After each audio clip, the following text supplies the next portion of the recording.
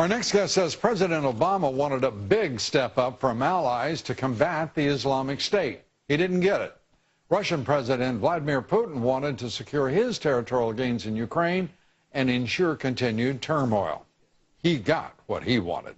Joining us now is Fox News strategic analyst, Lieutenant Colonel Ralph Peters. Ralph, great to have you here. As we've watched over the past week, this president try to contend with the Islamic State in his own language, if not his own strategy, and Vladimir Putin and his ambitions, how would you say he's done? Well, the president did get his rhetorical act together today. He spoke somewhat clearly for the first time on the ISIS issue, at least, the Islamic State. But with President Obama, it's really not a matter of what he says. It's a matter of what he does, or in most cases fails to do. But he went to that NATO summit and to his European trip really hoping to get unanimity, a forceful response by other people toward the Islamic State threat, to get military participation, aggressive military participation, wingtip to wingtip against the Islamic State. What he got was sort of nebulous, yeah, we're on board with you, we'll sign up to the coalition, but by the way, we'll send some blankets. And then with Putin, by the way, let's take that up, because even as he's talking about sending the Ukrainians medical aid for the wounded, he's saying that we are sending non-lethal aid to the Ukrainians who anticipates will be wounded. I mean, this is a strange construction, is it not? Yeah, it is. And, you know, he's threatened Putin right and left, and he never lives up to it. And if you look at it objectively, the ceasefire agreed to today, whether it holds or not, is a serious defeat for Ukraine and the West. President Poroshenko, the president of Ukraine, had to agree with it because Russia invaded, over the last 2 weeks, Putin's troops invaded Ukraine on multiple axes. The Ukrainian military, working with bare bones equipment, had done a surprisingly good job against the supposed separatists. Putin wasn't going to put up with that.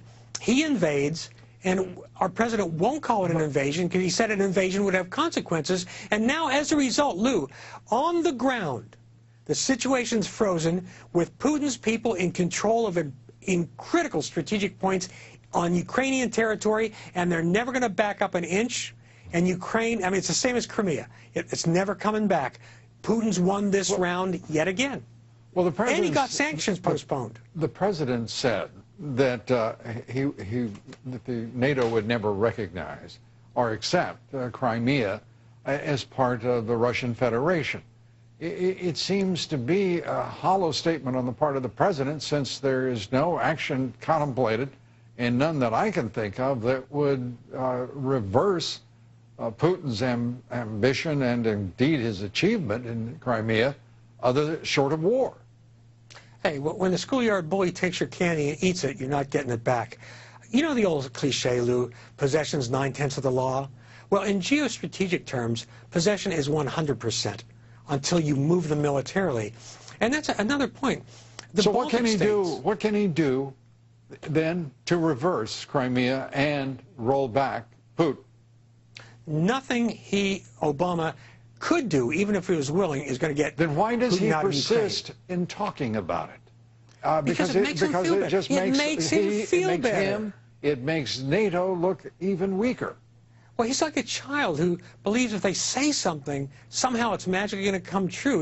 He's a, let's use a play word, he's a big fibber, Lou.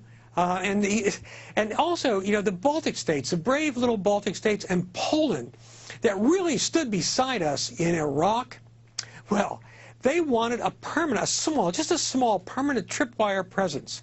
Did they get it? No. They got the promise of troop rotations in and out. But that's not the same as a permanent presence. Let's turn. Okay, go ahead. I'm sorry, because we're limited. It's such a mess. It's such a mess. Yeah. You know, we'll take up the Islamic State on your next visit, Colonel. We appreciate you being with us here tonight. Okay. Ralph Peters, thanks so much. Too much to talk about, Lou. Well, you know, and the president blames social media. My goodness. All right. Yeah. Thanks, Colonel. Thank you.